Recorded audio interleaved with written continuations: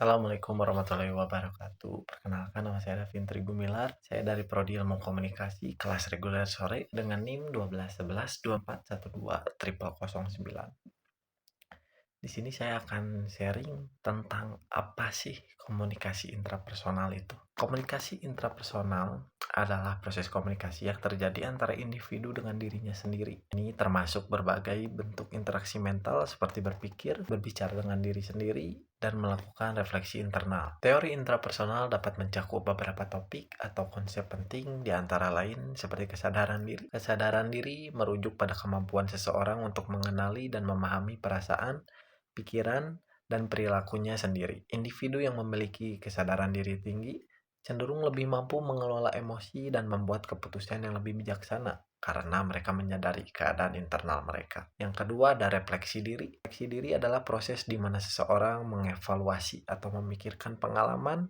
tindakan, atau keputusan yang telah mereka buat. Dengan refleksi, individu dapat belajar dari pengalaman masa lalu, meningkatkan pemahaman tentang diri mereka, dan membuat perubahan untuk masa depan. Yang ketiga ada pengendalian diri. Pengendalian diri adalah kemampuan untuk mengatur dan mengelola dorongan atau impuls, terutama menghadapi situasi yang menantang atau stres. Individu yang memiliki pengendalian diri yang baik cenderung lebih berhasil dalam mencakup tujuan jangka panjang mereka. Ada juga beberapa manfaat dari komunikasi intrapersonal, di antara lain seperti memahami emosi diri sendiri. Melalui komunikasi intrapersonal, individu dapat menyadari emosi mereka dan mempertimbangkan dampaknya terhadap proses komunikasi. Ada juga keterampilan analisis, membantu individu memvisualisasikan dan memahami masalah dari berbagai sudut pandang, sehingga mempermudah identifikasi opsi dan alternatif. Yang terakhir ada di peningkatan keterampilan. Dengan kemampuan berpikir yang lebih baik dan mempertimbangkan konsekuensi dari setiap keputusan, individu dapat membuat keputusan yang lebih tepat. Pula beberapa contoh komunikasi intrapersonal seperti berpikir ketika seseorang memikirkan tentang sesuatu seperti makan malam atau soal matematika. Mereka terlibat dalam komunikasi intrapersonal. Mereka berpikir hampir sepanjang waktu, terutama saat berkonsentrasi, dan bahkan saat tidak perlu memikirkan aktivitas mereka. Mereka masih memikirkan hal-hal lain seperti apa yang terjadi di tempat kerja hari ini.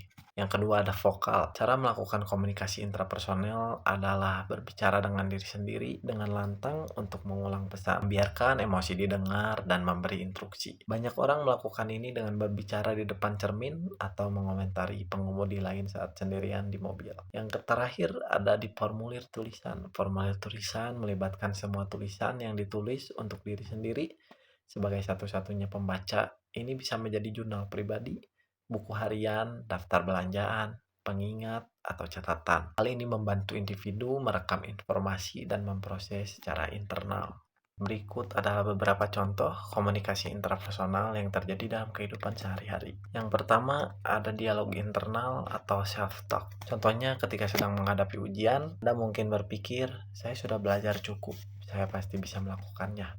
Atau sebaliknya, ini sulit, saya rasa saya tidak akan berhasil. Ini adalah contoh dari komunikasi interpersonal di mana kita memberi motivasi atau meragukan diri sendiri dalam menghadapi tantangan. Yang kedua ada di refleksi diri. Contohnya seperti setelah menyelesaikan suatu proyek atau tugas, Anda mungkin merenung, apa yang bisa saya pelajari dari proyek ini?